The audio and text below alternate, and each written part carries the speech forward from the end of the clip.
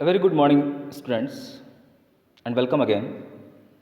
Today I am going to deal with lecture number 8 from chapter number 6, class 12th, Molecular Basis of Inheritance. तो आइए students हम इस lesson से अगला part शुरू करते हैं और इस लेक्चर में स्टूडेंट्स हम regulation of gene expression, human Genome project HGP और साथ ही DNA फिंगरप्रिंटिंग की मेथडोलॉजी और प्रोसेसेस को डिस्कस करने वाले हैं। तो आइए हम शुरू करते हैं lecture number 8 from chapter number 6 class 12 biology. Student सबसे पहला टॉपिक हम स्टार्ट करते हैं रेगुलेशन ऑफ जीन एक्सप्रेशन। जो जीन की अभिव्यक्ति है उसका रेगुलेशन किस प्रकार से होता है उसकी हम यहाँ पर बात करने वाले हैं। तो आप देखिए students, regulation of gene expression could be exerted at following levels. जो जीन का एक्सप्रेशन का रेगुलेशन है वो निम्नलिखित लेवल्स पर एक्सर्ट होता है, हो सकता है। सबसे पहला लेवल यहाँ पर हम देखेंगे वो आपका हो जाएगा स्टूडेंट्स, अब देखिए ट्रांसक्रिप्शनल लेवल, जो कि प्राइमरी ट्रांसक्रिप्ट को फॉलो करते हुए होगा। ट्रांसक्रिप्शन का प्रोसेस हम पढ़ चुके हैं। प्रोसेसिंग लेवल पर ये एक्सप्रेशन रेगुलेट किया जाएगा जिसे हम स्प्लाइसिंग कहेंगे, जिसे भी हम पहले पढ़ चुके हैं। Transport of mRNA from nucleus to cytoplasm, nucleus से mRNA का साइटोप्लाज्म के अंदर ट्रांसपोर्ट होना, इस स्तर पर भी ये जीन का एक्सप्रेशन रेगुलेट होगा और साथ ही ट्रांसलेशनल लेवल पर भी इसे रेगुलेट किया जाता है। तो ये सारे लेवल भी आप याद करेंगे कि जीन का जो एक्सप्रेशन का रेगुलेशन है वो किस प्रकार से कितने लेवल पर होता है। इसके साथ ही अगर हम आगे बात करें, इन एडिशन मेटाबॉलिक, फिजियोलॉजिकल और environmental conditions regulate the expression of genes. Gene की अभिव्यक्ति के ऊपर मेटाबॉलिक कंडीशंस का, फिजियोलॉजिकल कंडीशंस का और साथ ही एनवायरमेंटल कंडीशंस का भी प्रभाव पड़ता है और ये इनके द्वारा भी रेगुलेट किया जाता है। Expression of genes coding for enzymes, आगे हम देखते हैं कि उस जीन का एक्सप्रेशन जो कि किसी एंजाइम को कोड का काम कर रहा है इज़ रिक्वायर्ड, वो आवश्यक होता है only when substrate for that enzyme is available, जब उस एंजाइम के लिए सबस्ट्रेट अवेलेबल होता है या हो सकता है तभी वो जीन जो है एक्सप्रेस करेगा या वो एंजाइम बनाएगा। फॉर एग्जाम्पल लैक्टोज की हम बात करते हैं जिसके लिए बीटा गैलेक्टोसिडेज एंजाइम जरूरी होता है जो कि लैक्टोज को ग्लूकोज और गैलेक्टोज में तोड़ देगा। तो ई कोलाई जो बैक्टीरिया है synthesises beta galactosidase, E coli bacteria इस बीटा गैलेक्टोसाइडेज एंजाइम को सिंथेसाइज करेगा और ये तभी सिंथेसाइज करेगा या उस जीन के द्वारा तभी सिंथेसाइज किया जाएगा only when lactose is available, जब लैक्टोज जो है वो अवेलेबल होगा। अगर लैक्टोज अवेलेबल नहीं होगा तो बीटा ग्लाइकोसिडेज का जो सिंथेसाइजेशन है वो नहीं होगा। तो आप याद रखेंगे यहाँ पे स्टूडेंट्स कि किस प्रकार से जो जीन है एक एंजाइम के लिए कोड का काम करता है, यानी एक जीन एक एंजाइम के संश्लेषण के लिए भी जिम्मेदार पाया जाता है। रेगुलेशन प्रोकैरियोट्स की आगे हम बात करते हैं। प्रोकैरियोटिक सेल में किस प्रकार से जीन का एक्सप्रेशन रेगुलेट किया जाएगा। Gene expression is regulated by controlling the rate of transcription initiation. जो जीन का एक्सप्रेशन है या जीन की अभिव्यक्ति है वो रेगुलेट होती है ट्रांसक्रिप्शनल इनिशिएशन को कंट्रोल करके। जो ट्रांसक्रिप्शनल इनिशिएशन की दर है या रेट है उसको कंट्रोल करके जीन के एक्सप्रेशन को रेगुलेट किया जाता है। The activity of RNA polymerase at a given promoter is regulated by accessory proteins. जो एक्टिविटी है RNA पॉलीमरेज एंजाइम की एक गिवन प्रमोटर के ऊपर वो एक्सेसरी प्रोटीन्स के द्वारा रेगुलेट की जाती है या सहायक जो प्रोटीन्स होती है उनके द्वारा इस RNA पॉलीमरेज की एक्टिविटी को रेगुलेट किया जाएगा प्रमोटर साइट पर। The accessory proteins affect the ability of a promoter to recognise start sites. जो एक्सेसरी प्रोटीन्स है स्टूडेंट्स वो अफेक्ट करती है, प्रभावित करती है एक प्रमोटर की एबिलिटी को स्टार्ट साइट को रिकॉग्नाइज करने में।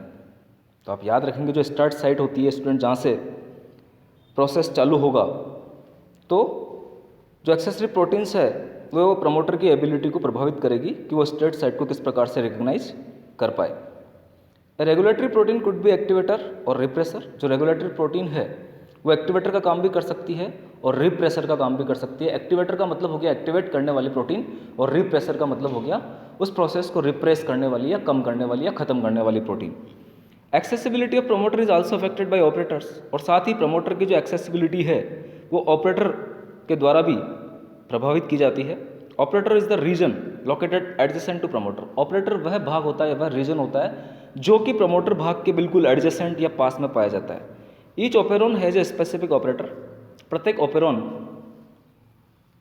के पास एक विशिष्ट ऑपरेटर होता है एंड ए स्पेसिफिक रिप्रेसर, और साथ ही एक विशिष्ट रिप्रेसर भी पाया जाता है। तो ओपेरॉन आप याद रखेंगे स्टूडेंट्स, ओपेरॉन जो टर्म है हम जीन रेगुलेशन के लिए यूज करेंगे। Usually operator binds to a repressor protein, और यूजुअली प्राय हम देखते हैं कि ऑपरेटर जो है वो एक रिप्रेसर प्रोटीन को बाइंड करने का काम करता है, बांधने का काम करता है। तो ये जितने भी ऑपरेटर रिप्रेसर टर्मिनोलॉजी आ रही है स्टूडेंट्स, आप अच्छे से इसे याद करते हुए चलिए अपने दिमाग में बिठाइए। आगे हम रेगुलेशन ऑफ लैक ओपेरॉन देखते हैं स्टूडेंट्स। लैक का मतलब हो जाएगा यहाँ पर लैक्टोज ओपेरॉन, लैक ओपेरॉन हमारे पास आगे टॉपिक है। Operon an arrangement where a polycistronic gene is regulated by a common promoter and regulatory genes. Operon से हमारा मतलब हो जाएगा ऐसी व्यवस्था जहाँ पर जो पॉलीसिस्टोनिक जीन है वो रेगुलेट होगी एक कॉमन प्रमोटर और रेगुलेटरी जीन्स के द्वारा। लैक ओपेरॉन इसका एक एग्जाम्पल हो जाएगा। लैक ओपेरॉन के साथ ही ट्रिप्टोफैन ओपेरॉन भी होता है, हिस्टिडीन ओपेरॉन भी होता है, वैलिन ओपेरॉन भी होता है। ये सारे के सारे स्टूडेंट्स इस प्रकार के ओपेरॉन के एग्जाम्पल्स है, तो आप एग्जाम्पल्स भी याद रखेंगे। लैक की फुल फॉर्म लैक्टोज हो जाएगी, ट्रिप की फुल फॉर्म ट्रिप्टोफान हो जाएगी, हिज की फुल फॉर्म हिस्टिडीन हो जाएगी, और वेल की फुल फॉर्म वैलिन हो जाएगी। ये सब अमीनो एसिड और लैक्टोज शुगर के नाम के ऊपर इन ओपेरॉन के नाम रखे गए हैं। The elucidation of lac operon as a transcriptionally active system was first done by geneticist Jacob and biochemist Monod. तो आप याद रखेंगे स्टूडेंट्स, सबसे पहले लैक्टोज ओपेरॉन की व्याख्या करने वाले जो वैज्ञानिक थे ट्रांसक्रिप्शनली एक्टिव सिस्टम के बेस पर, वो थे जैकब और मोनार्ड। आप याद रखेंगे लैक ओपेरॉन की सबसे पहले व्याख्या जैकब और मोनार्ड के द्वारा की गई। Genes constituting lac operon, lac operon के अंदर जो जीन्स पाए जाएंगे उसकी हम बात करते हैं। तो ये टेबल आपको जीन्स के बारे में बताई गई। सबसे पहले हम आई जीन की बात करते हैं। इसकी नेचर जो होती है इनहिबिटर प्रकार की होती है, आई फॉर इनहिबिटर, रोकने वाली। It codes for repressor of lac operon, और ये आई जीन जो है ये लैक ओपेरॉन के रिप्रेसर को कोड करने का काम करेगी, रिप्रेसर बनाने का काम करेगी। जेड जीन की बात करते हैं। जेड जीन जो है वो स्ट्रक्चरल जीन का काम करती है, और it's codes for beta galactosidase enzyme, जो कि लैक्टोज को गैलेक्टोज और ग्लूकोज में तोड़ने का काम करेगा स्टूडेंट्स। तो आप याद रखेंगे जेड जीन का फंक्शन क्या होता है।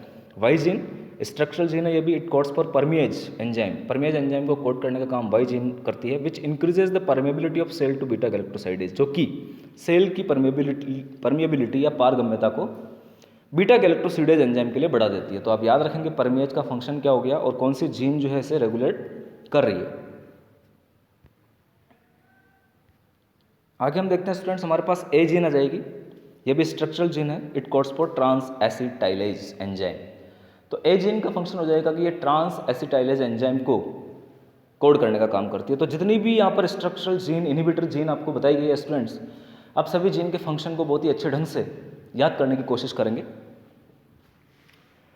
All genes involve in lac operon are required for metabolism of lactose. जितनी भी जीन लैक्टोज ओपेरॉन में या लैक ओपेरॉन में इन्वॉल्व पाई जाती है वो लैक्टोज के मेटाबॉलिज्म के लिए जरूरी होती है।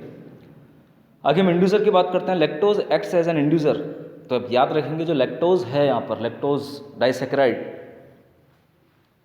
वो एक इंड्यूसर की तरह काम करेगा for lac operon, since it regulates the switching on end of the operon. क्योंकि लैक्टोज की प्रेजेंस और एब्सेंस ओपेरॉन को स्विच ऑन और स्विच ऑफ करने का काम यहाँ पर करती है। तो इंड्यूसर के रूप में लैक्टोज यहाँ पर फंक्शन करेगा। If lactose is provided to the growth media of bacteria in absence of any other carbon source, then it is transported inside the cells by परमिएज।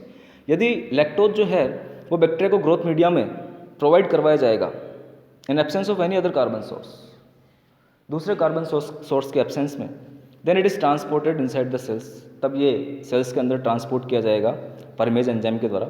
For permease to be present and lactose to enter inside the cells, low level of expression of lac operon must be present all the time. तो for permease to be present, permease के present होने के लिए और साथ ही lactose के cell के अंदर एंटर करने के लिए जो लैक ओपेरॉन है उसका काफ़ी लो लेवल जो है वो हमेशा प्रेजेंट रहना चाहिए। लो level of expression of lac operon, जो लैक ओपेरॉन के एक्सप्रेशन का लो लेवल है वो must be present all the time, हमेशा प्रेजेंट रहना चाहिए ताकि परमिएज और लैक्टोज अपना फंक्शन दिखा सके। Regulation and absence of inducer, जब लैक्टोज एब्सेंट हो जाएगा तब किस प्रकार से यहाँ पर रेगुलेशन चलेगा उसकी हम बात करते हैं। In absence of inducer, I gene transcribe to synthesise repressor. Lactose की एब्सेंस में या इंड्यूसर के एब्सेंस में जो आपकी इनहिबिटरी जीन है वो रिप्रेसर प्रोटीन बना लेगी या रिप्रेसर एमआरएनए बना लेगी, विच ट्रांसलेट्स टू फॉर्म रिप्रेसर, और वो ट्रांसलेशन करके रिप्रेसर बनाएगी, प्रोटीन बनाएगी, this repressor binds with the operator, और आगे ये रिप्रेसर ऑपरेटर से बाइंड कर जाएगी of operon and prevents RNA polymerase to transcribe genes ZY and A negative regulation. और ये RNA polymerase को जो है रोक देगी and prevents RNA polymerase to transcribe genes। आगे RNA polymerase के द्वारा Z जीन, Y जीन और A जीन का ट्रांसक्रिप्शन नहीं चलाया जाएगा, इसे हम नेगेटिव रेगुलेशन भी बोलते हैं। तो आप याद रखेंगे स्टूडेंट्स कि इंडिविजुअल या लैक्टोज के एब्सेंस में किस प्रकार से रेगुलेशन होगा। Therefore, in absence of the product of these genes, metabolism of lactose ceases। तो इन जीन्स के प्रोडक्ट के एब्सेंस में जो लैक्टोज का मेटाबॉलिज्म है वो सीज हो जाएगा, बंद हो जाएगा, वो आगे नहीं चल पाएगा, नहीं चलेगा।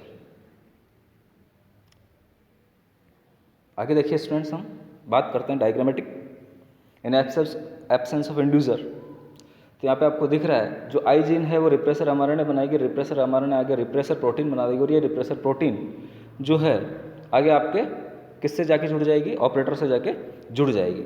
और इस प्रकार से repressor binds to the operator region origin and prevents RNA polymerase from transcribing the operon. और आरएनए पॉलीमरेज जो है वो अपना फंक्शन नहीं दिखाएगा, आगे ओपेरॉन का ट्रांसक्रिप्शन नहीं चलेगा। तो इस प्रकार से नेगेटिव रेगुलेशन यहाँ पर पाया जाएगा।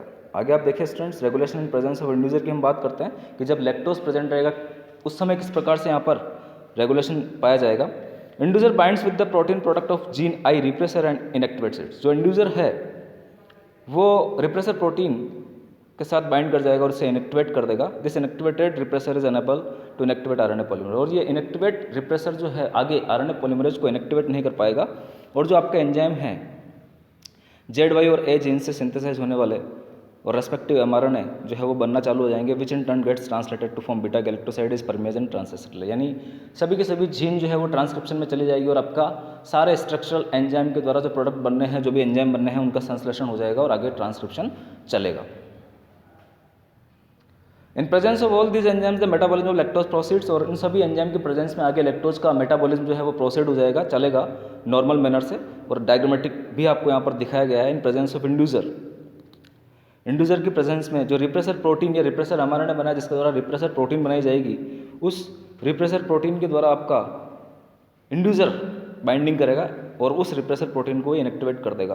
तो रिप्रेसर प्रोटीन यहाँ पर इनएक्टिवेट हो जाएगी स्टूडेंट्स। तो रिप्रेसर प्रोटीन जो है वो आगे आरएनए पॉलीमरेज के द्वारा बाइंड नहीं कर पाएगी और आगे सारे के सारे जो ZYA जीन है उनके द्वारा जो एंजाइम बनना है बीटा गैलेक्टोसाइडेज, परमेज और ट्रांस एसिटिलाइज, वो बन जाएंगे, ट्रांसक्रिप्शन का प्रोसेस चल जाएगा और लैक्टोज का मेटाबॉलिज्म नॉर्मल प्रोसेस के द्वारा कंप्लीट कर लिया जाएगा। तो इस प्रकार से आप याद रखेंगे स्टूडेंट्स कि इंड्यूसर की प्रेजेंस में किस प्रकार से रेगुलेशन हो रहा है और इंड्यूसर की एब्सेंस में किस प्रकार से रेगुलेशन पाया जा रहा है।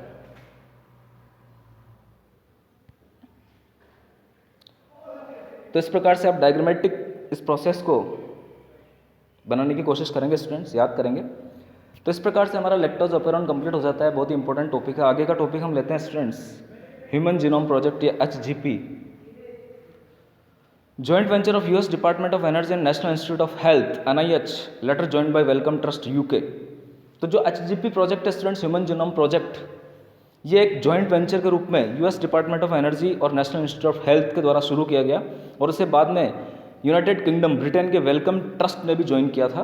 तो इन सभी की भागीदारी के द्वारा ह्यूमन जीनोम प्रोजेक्ट चलाया गया, जिसे कंप्लीट कर लिया गया। इसे लॉन्च करने की जो तारीख थी या जो ईयर था वो 1990 था। आप याद रखेंगे स्टूडेंट्स, वेरी वेरी इंपॉर्टेंट। और कंप्लीटेड इन 2003 या 2002, इसे 2002-3 में कंप्लीट कर लिया गया। This project work towards the determination of complete DNA sequence of humans. तो वेरी वेरी इंपॉर्टेंट, ये प्रोजेक्ट जो है किस क्षेत्र में काम करता है या इस प्रोजेक्ट ने किस एरिया में काम किया।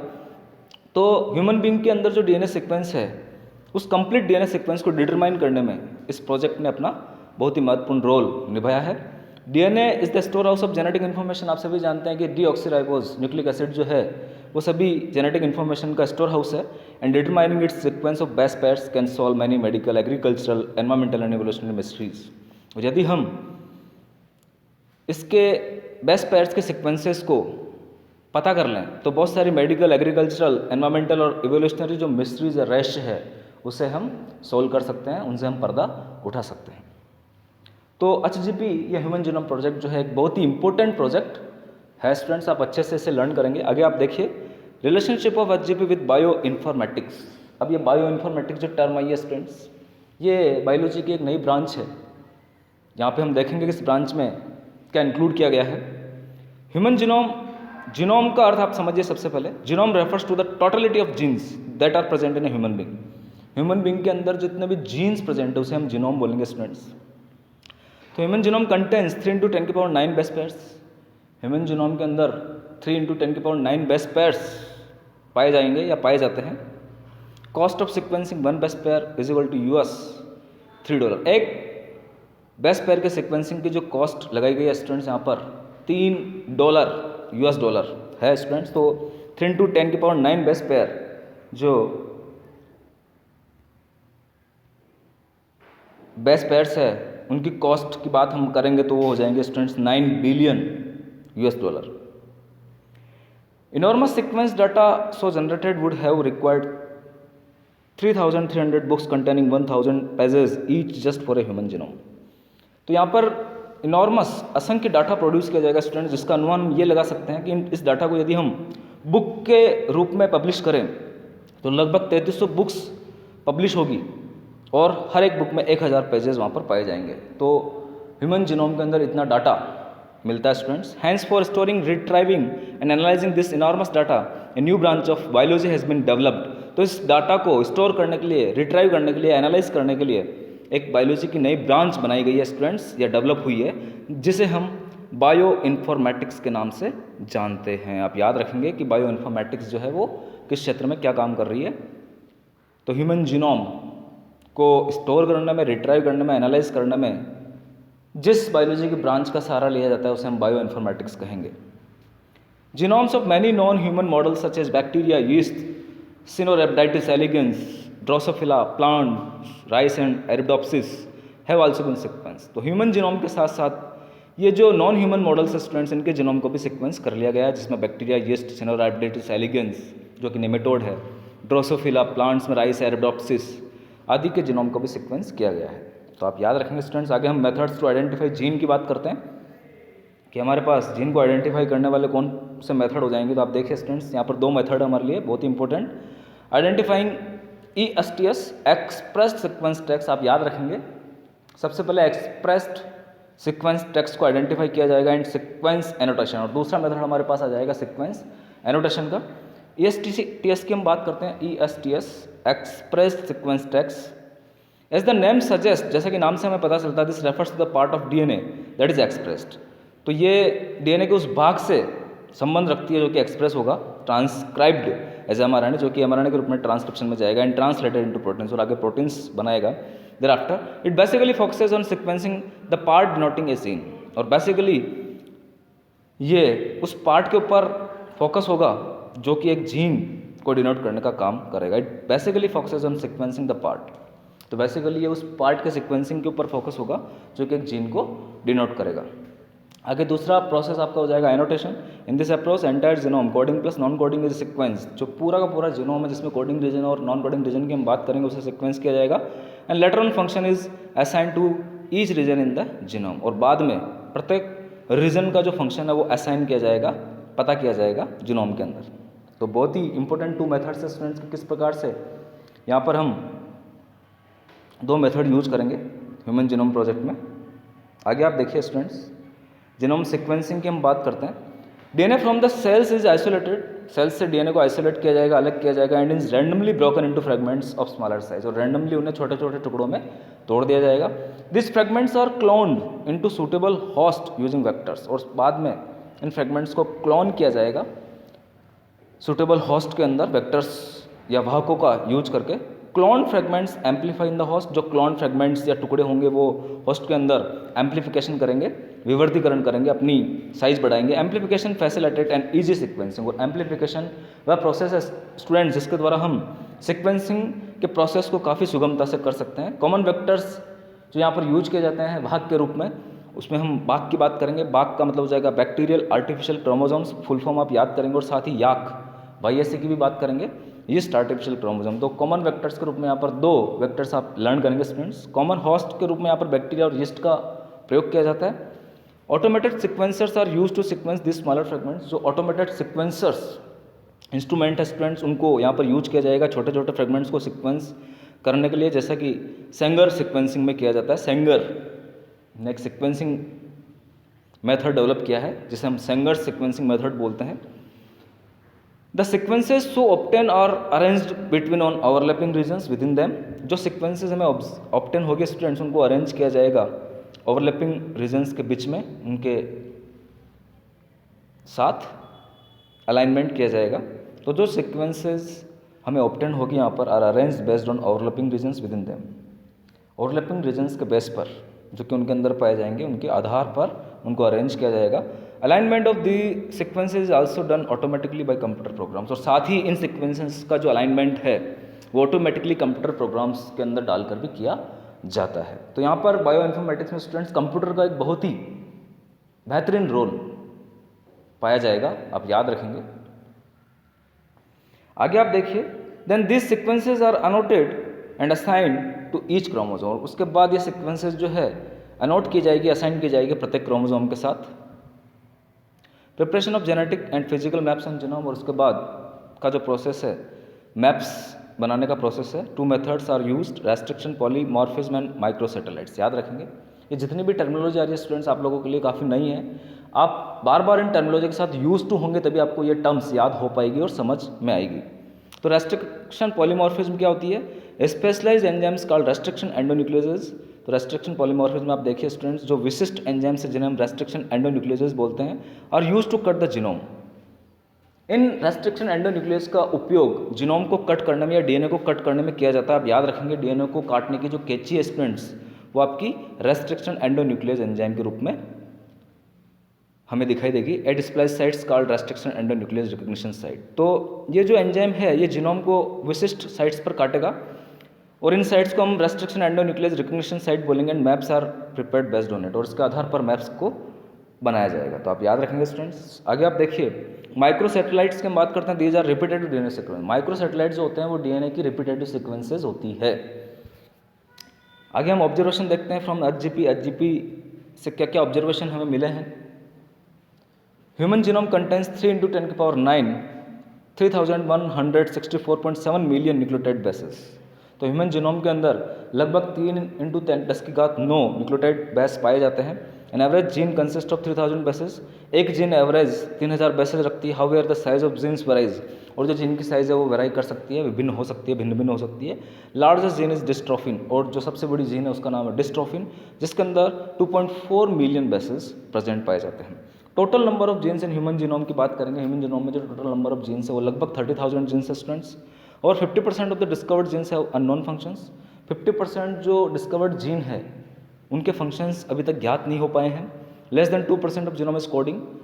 2% से भी कम जो जीनोम है वो कोडिंग रीजन बनाता है। Large portion of genome consist of repetitive sequences, और जीनोम का जो एक बड़ा भाग है वो रिपीटेटिव सीक्वेंसेस के रूप में या माइक्रो सैटेलाइट्स के रूप में पाया जाता है। Repetitive sequences have no coding function. Repetitive sequence जो रिपीटेटिव सीक्वेंसेस है वो कोडिंग फंक्शन नहीं रखती है।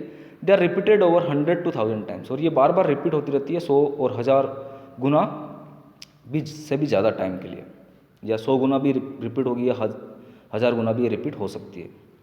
They may have a role in evolution, chromosome structure and dynamics, और इनका रोल जो होता है वो इवोल्यूशन में, क्रोमोसोम स्ट्रक्चर में और डायनामिक्स में होता है।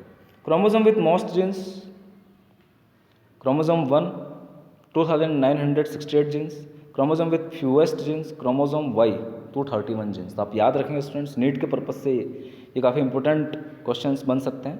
SNPS की हम बात करते हैं। Single nucleotide polymorphism occur at about 1.4 million locations in human DNA. Human DNA के 1.4 मिलियन लोकेशंस पर सिंगल न्यूक्लियोटाइड पॉलीमॉर्फिज्म हमें दिखाई देती है। They are believe to have significance in explaining disease and evolutionary history of human beings, और ऐसा विश्वास किया जाता है कि इनका जो सिग्निफिकेंस है वो डिजीज़ के एक्सप्लेन करने में, वेरियस डिजीजेज को एक्सप्लेन करने में, और साथ ही ह्यूमन बींग की जो एवोल्यूशनरी हिस्ट्री है उसका पता करने में इनकी इंपॉर्टेंस हमें दिखाई देती है। आगे हम डीएनए फिंगरप्रिंटिंग की बात करेंगे स्टूडेंट्स। इससे पहले आप ह्यूमन जीनोम प्रोजेक्ट को काफ़ी अच्छे ढंग से पढ़ेंगे कि ह्यूमन जीनोम प्रोजेक्ट जो है वो कब चालू किया गया, किसने शुरू किया, और इससे हमें क्या क्या ऑब्जर्वेशन मिले, बायो इन्फॉर्मेटिक्स क्या होती है। तो जितनी भी टेक्नोलॉजी, जितने भी क्वेश्चन यहाँ से रेज होते हैं स्टूडेंट्स, आप अच्छे से पढ़िए। Very very important human Genome project. Next जो लास्ट टॉपिक है स्टूडेंट्स हमारे इस चैप्टर का, डीएनए फिंगरप्रिंटिंग की हम बात करते हैं। तो ये एक बहुत ही अच्छा मेथड है स्टूडेंट्स। आप देखिए कि ये क्या काम करता है। तो सबसे पहले हम इंट्रोडक्शन की बात करते हैं। DNA fingerprinting is a method for comparing the DNA sequences of any two individuals. तो डीएनए फिंगरप्रिंटिंग का जो मेथड है स्टूडेंट्स, इसमें हम दो इंडिविजुअल है उसकी डीएनए सीक्वेंसेस को कंपेयर करते हैं। 99.9% of best sequences in all human beings are identical. 99.9% जो बेस्ट सीक्वेंसेस है सभी ह्यूमन बींग्स में वो आइडेंटिकल एक जैसे मिलती है। It is the remaining 0.1% that makes every individual unique.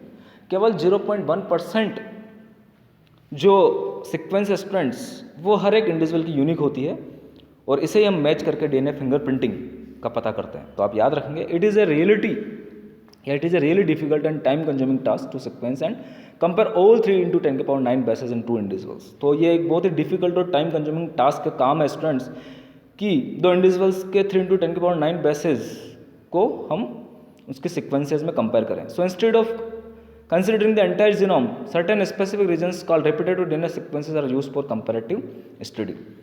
तो इसके बजाय पूरे जीनोम को सीक्वेंस करने के बजाय हम कुछ विशिष्ट रीजन जिन्हें हम रिपीटेटिव डीएनए सीक्वेंसेस बोलते हैं उन्हें ही लेते हैं डीएनए फिंगरप्रिंटिंग के अंदर और उन्हें हम कंपेयर करते हैं दो इंडिविजुअल्स के अंदर। तो आप याद रखें स्टूडेंट्स, रिपीटेटिव डीएनए सीक्वेंसेस जिन्हें हम माइक्रो सैटेलाइट के नाम से जानते हैं।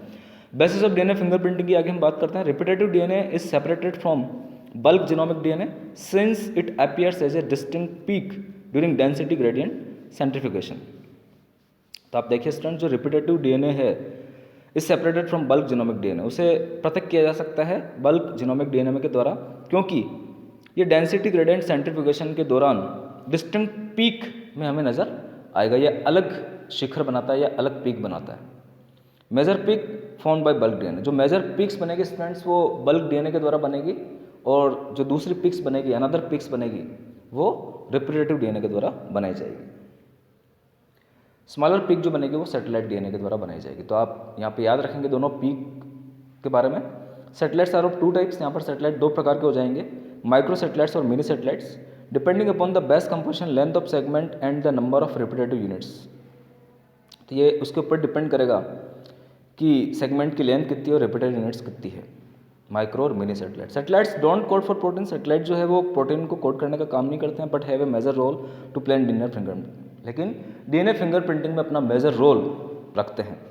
Polymorphism is actually result of mutation. जो पॉलीमॉर्फिज्म है स्टूडेंट्स वो म्यूटेशन का रिजल्ट है, परिणाम है। A germ cell mutation which can pass on the next generation through sexual reproduction. जो जर्म सेल का म्यूटेशन है जो कि सेक्सुअल रिप्रोडक्शन के द्वारा अगली जनरेशन में ट्रांसपोर्ट हो सकता है, gives rise to polymorphism population. और इस जर्म सेल म्यूटेशन के द्वारा ही पॉपुलेशन में पॉलीमॉर्फिज्म दिखाई देता है, राइज होता है। In other words, an inheritable mutation if observe in higher frequencies in population is known as polymorphism. अगर एक इनहेरिटेबल म्यूटेशन जो है वो ऑब्जर्व होता है हाई फ्रिक्वेंसी में या उच्च आवृत्ति के अंदर एक पॉपुलेशन में, तो इसे हम पॉलीमॉर्फिज्म कहेंगे। Polymorphism arise normally in non coding sequences. जो पॉलीमॉर्फिज्म है नॉर्मली नॉन कोडिंग सीक्वेंसेस में दिखाई देता है, because mutations in non coding sequences don't affect an individual's reproductive ability. क्योंकि जो म्यूटेशन है नॉन कोडिंग सीक्वेंसेस में वो एक इंडिविजुअल की रिप्रोडक्टिव एबिलिटी को प्रभावित नहीं करता है, इसलिए जो म्यूटेशन है या पॉलीमॉर्फिज्म है वो नॉन कोडिंग सीक्वेंसेस में नॉर्मली दिखाई देती है। आगे हम मेथडोलॉजी की बात करते हैं डीएनए फिंगरप्रिंटिंग की। VNTR यहाँ पर बहुत ही इंपॉर्टेंट टर्म है स्टूडेंट्स, आप याद रखेंगे, जिसका फुल फॉर्म हो जाएगी variable number of tandem repeats और सैटेलाइट डीएनए। VNTR जो है सैटेलाइट डीएनए का ही भाग है या सैटेलाइट डीएनए होते हैं that show high degree of polymorphism, और इनके अंदर हाई डिग्री पाई जाती है पॉलीमॉर्फिज्म की। VNTRs are used as probe in DNA fingerprint. और VNTRs को हम या variable number of tandem repeats को यहाँ पर प्रोब के रूप में इस्तेमाल किया जाता है। First of all DNA from an individual is isolated. सबसे पहले एक इंडिविजुअल से डीएनए को आइसोलेट किया जाएगा and cut with restriction endonuclease, और इस डीएनए को फिर फ्रेगमेंट्स में तोड़ा जाएगा, काटा जाएगा रेस्ट्रिक्शन एंडोन्यूक्लियस के द्वारा। Fragments are separated according to their size, और फ्रेगमेंट्स को सेपरेट किया जाएगा साइज के according and molecular weight on gel electrophoresis. Molecular weight के अकॉर्डिंग यहाँ पर एक मेथड काम में लिया जाता है जिसे हम जेल इलेक्ट्रोफोरेसिस कहेंगे। Fragments separated on electrophoresis gel are blotted. जो फ्रेगमेंट्स यहाँ पर सेपरेट होंगे इलेक्ट्रोफोरेसिस टेक्निक के द्वारा उन्हें ब्लॉट किया जाएगा या इमोबिलाइज बनाया जाएगा ऑन ए सिंथेटिक मेम्ब्रेन, एक सिंथेटिक मेम्ब्रेन के ऊपर, जैसे कि नाइलॉन की मेम्ब्रेन हो सकती है, नाइट्रोसेलुलोज की मेम्ब्रेन हो सकती है। Immobilized fragments are hybridized with a VNTR probe, और आगे